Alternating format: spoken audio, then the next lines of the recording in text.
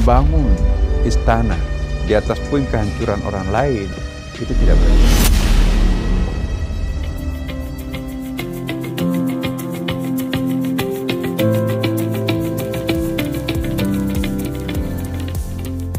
Di tengah arus Yamani yang menggerus makna pengabdian, hadirnya Profesor Dr. Kiai Haji Nasaruddin Umar MA sebagai Menteri Agama menjadi oase keteladanan. Beliau bukan hanya membawa suara keagamaan yang damai dan menyejukkan, tetapi juga menghadirkan wajah birokrasi yang berjiwa spiritual, penuh kasih, dan berpihak pada kemaslahatan umat. Dari tutur katanya yang teduh hingga kebijakan yang berpijak pada nurani, beliau menghidupkan kembali esensi luhur menjadi abdi negara, melayani dengan hati, berpikir jernih, dan bertindak bijak demi kebaikan bersama. Keteladanan nilai-nilai berakhlak dalam sosok Profesor Nasaruddin Umar MA. Berorientasi pelayanan, Profesor Nasaruddin Umar memandang jabatan dan ilmu bukan sebagai alat untuk dihormati, tetapi untuk melayani umat dan bangsa.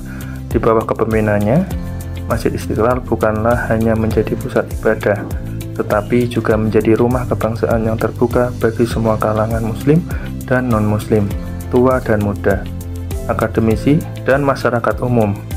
Melalui program-program seperti Istiqlal Mengaji, layanan sosial, dan dialog lintas iman, beliau menunjukkan bahwa pelayanan tidak terbatas pada birokrasi, tetapi meresap ke ruang-ruang spiritual dan kemanusiaan.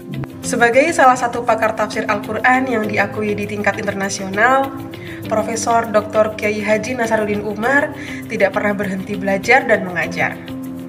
Meski telah menjadi guru besar dan tokoh nasional, ia tetap aktif menulis buku, membimbing mahasiswa, dan mengembangkan berbagai pusat kajian.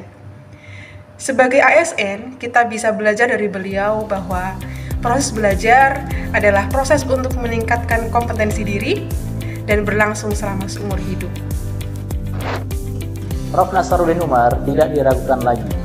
Ia teguh membela Pancasila, konstitusi, dan keutuhan NKRI.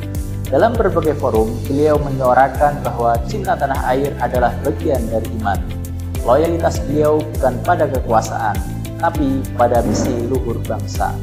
Beliau juga adaptif terhadap perubahan. Ia menginisiasi digitalisasi Masjid Istiqlal dan mengembangkan dakwah online yang relevan bagi generasi muda. Beliau menjembatani nilai-nilai Islam dengan pendekatan inovatif, membuktikan bahwa ASN harus terbuka, cepat, tanggap, dan mampu bergerak maju di tengah perubahan zaman. Di dalam memimpin, Prof. Nasaruddin tidak berjalan sendiri. Beliau berkolaborasi dengan seluruh jajaran dan bawahannya, bersinergi dengan kementerian lain, lembaga internasional seperti UNDP dan USAID, lembaga lintas iman, serta media. Bagi beliau, pekerjaan besar tidak dapat dilaksanakan sendirian, melainkan membutuhkan kolaborasi.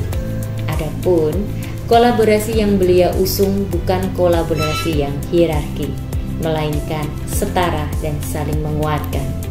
Sebagai ASN, perlu meneladani sikap dari beliau, karena kolaborasi bukan sekadar bekerja bersama-sama, tetapi membangun sebuah kepercayaan, komunikasi jujur, dan mencapai tujuan bersama untuk kemajuan bangsa. Bukan sekadar tokoh agama, ia adalah teladan ASN ideal, berilmu, berintegritas, nasionalis, dan berdedikasi tinggi. Nilai-nilai berakhlak tidak hanya menjadi prinsip kerja bagi beliau, tapi cara hidup yang nyata.